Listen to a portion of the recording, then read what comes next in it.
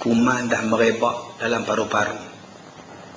Jantung terlalu lemah dan hanya bergerak atas bantuan mesin pernafasan saja. Ya, jadi kalau kita cabut mesin, mak ustaz dah tak ada dah. Jadi saya dalam hati saya kata, mak saya umur 75 tahun. Dia jadi janda pada tahun 73. Bapa saya aksiden meninggal. Dia jadi guru agama selama 60 tahun. Cari makan, cari rezeki untuk anak-anak. Sampailah umur dia 70 tahun. Saya tak boleh. Bila tengok muka dia, saya sedih sangat-sangat. Sebab saya bawa balik umrah dengan dia. Saya tak nak bawa dia pergi umrah sebab saya tahu dia tak sihat. Tapi saya tak gamak tolak dia. Sebab dia nak tengok Kaabah. Mungkin buat kali terakhir. Tuan-tuan, saya duduk di hujung bilik ICU tadi. Saya menangis. Saya kata, ya Allah, bagi aku kekuatan. Aku nak ceramah tentang sayang agama dan kasih pada bangsa ni. Jadikan ceramah saya tidak ada tanda-tanda saya teringat pada mak. Bagi ceramah saya ni supaya orang semua faham. Itu pengorbanan saya. Daripada semalam mak saya sakit, tetap saya ceramah macam tak ada orang sakit. Tetap ceramah macam biasa. Walaupun saya tahu harapan untuk mak saya sangat-sangat tipis. Jadi tuan-tuan, saya pesan pada tuan-tuan yang masih ada mak, layanlah mak elok-elok. Dia sakit, belalah elok-elok. Dia duduk dengan kita, belalah elok. Jangan sia-siakan mak kita. Jangan lalai alpakan mak kita. Bila mak kita mati, bila mak kita jadi macam ini, tak ada siapa lagi. Tak ada guna apa lagi tuan-tuan.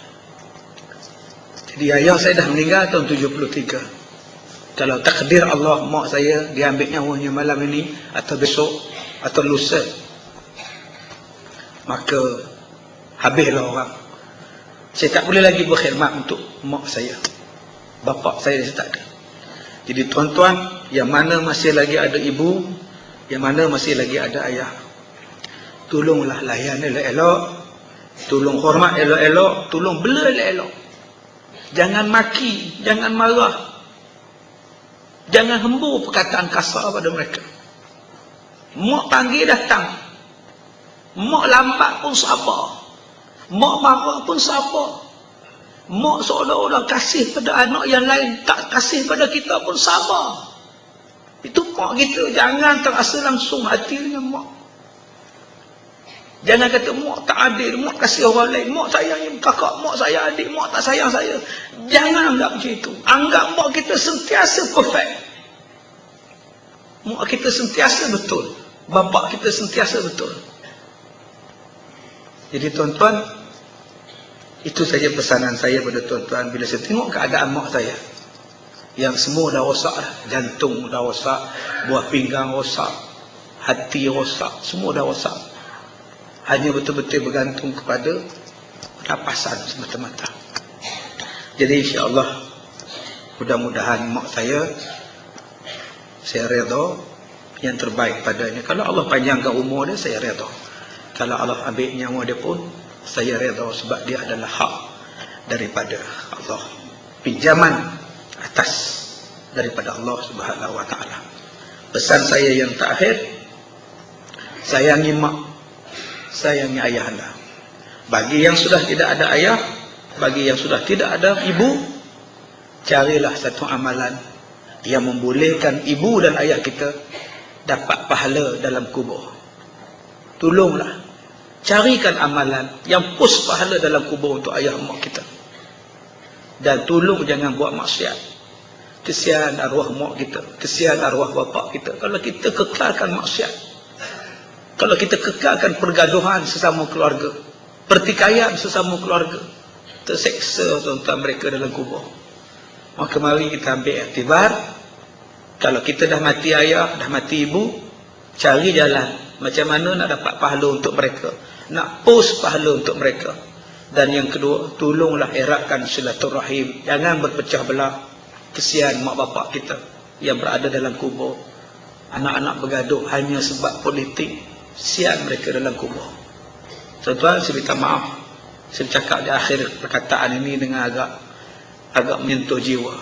Tapi itulah yang saya rasa selama saya jaga mak saya. Dan saya tinggalkan mak saya tadi sebab saya nak datang jumpa tuan-tuan. Saya sentiasa tengok handphone saya. Kok ada mesej dan sebagainya daripada keluarga saya. Jadi mak saya berada di ward ICU tingkat 2 KPJ Specialist Center. Mudah-mudahan diberkati oleh Allah. Saya minta maaf jika terkasar bahasa. Wabillahi taufiq wal hidayah. Assalamualaikum warahmatullahi wabarakatuh.